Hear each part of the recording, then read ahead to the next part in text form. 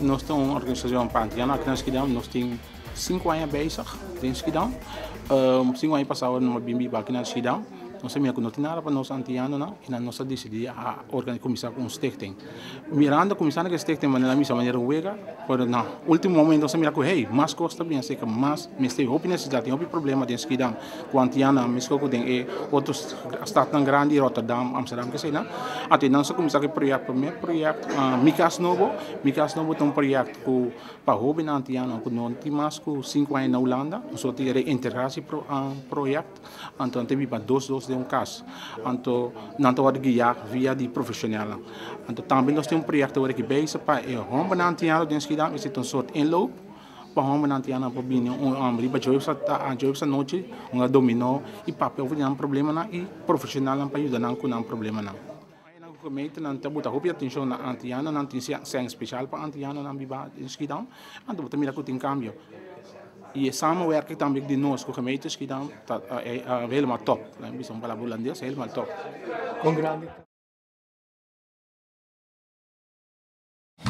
Nou, ik wil jullie nogmaals goedenavond heten en welkom bij onze bijeenkomst. We hebben heel lang gewacht op dit moment. Nou, ik wil heel kort even wat vertellen over het geschiedenis van Stichting EPA. De stichting is in 2001 opgericht door Romulo Bonifacia en een ex-bestuurslid, meneer Alison Martis. De twee heren zagen dat er behoefte was onder de Antilliaanse gemeenschap om mensen te hebben die voor hen kon spreken. Ze zagen inderdaad dat er best wel veel problemen waren die niet 1, 2, 3 opgelost konden worden. Vandaar dat ze zijn begonnen met een stichting speciaal voor Antilliaanse bewoners in Schiedam. Nou, ze hebben de gemeente benaderd en de gemeente heeft heel enthousiast gereageerd. Dus vandaar dat we ook nog steeds hier staan, vandaag als beraad.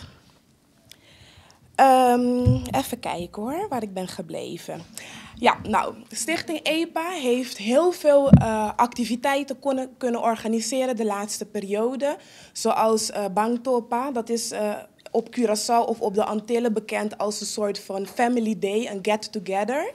Waar alle familieleden, kennissen bij elkaar komen om het even leuk te hebben. Maar ook om over bepaalde thema's te praten. Want heel veel mensen komen hier wonen en op een gegeven moment zijn ze hun sociale netwerk helemaal kwijt. Dus vandaar ook de verschillende banktoppers die georganiseerd werden. Ook hebben ze in het verleden verschillende opvoedingsondersteuningsactiviteiten georganiseerd. Met name voor de jonge moeders.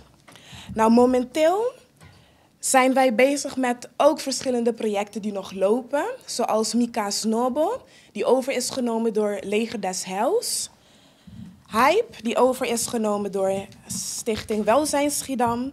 En de inloop voor Antilliaanse mannen die kort is gestart. Nou, als we kijken naar inderdaad hoeveel mankracht we hebben en wat we allemaal hebben bereikt in een korte periode, mogen we vandaag heel erg trots zijn op onszelf. En dat zijn we ook. We zijn ook onze gemeente sowieso dankbaar en de gemeente Schiedam voor alle ondersteuning en alle extra hulp en inzet van hun kant, waardoor wij gewoon hier staan vanavond en waardoor wij heel veel hebben kunnen bereikt. Het is de bedoeling dat we vandaag verder gaan als een beraad.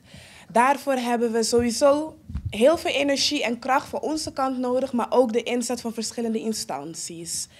Vandaar ook dat wij u nogmaals willen bedanken voor alle hulp en steun die we hebben gekregen in de afgelopen periode. En dat we nu moeten gaan kijken van hoe verder. We zijn al heel goed op weg en het is de bedoeling dat we gewoon blijven gaan voor onze gemeenschap.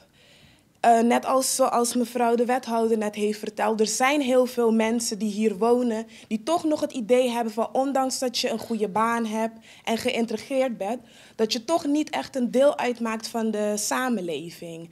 Vandaar ook dat we ons sterk willen maken om de positie van de Schiedammers in Nederland, van de Antillianen, in Schiedam te versterken.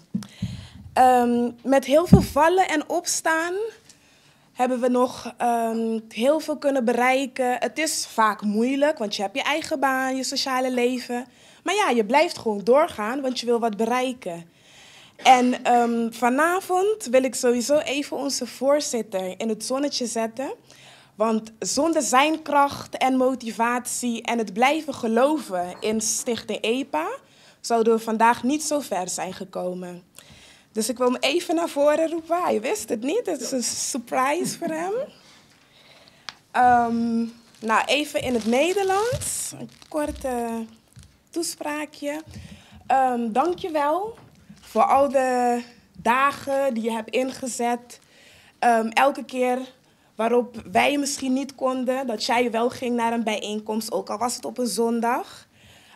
Met heel veel vallen en opstaan en doorgaan en twijfelen ben je toch de kracht geweest die ons de motivatie heeft gegeven om door te gaan. En vandaar een klein bloemetje, een klein presentje voor jou. Maar het komt echt uit ons hart. Oké, ja? dankjewel. En een kaartje. Oké, dankjewel.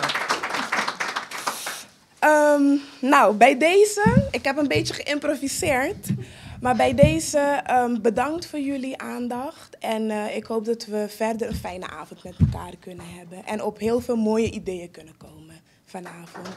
Dank je wel.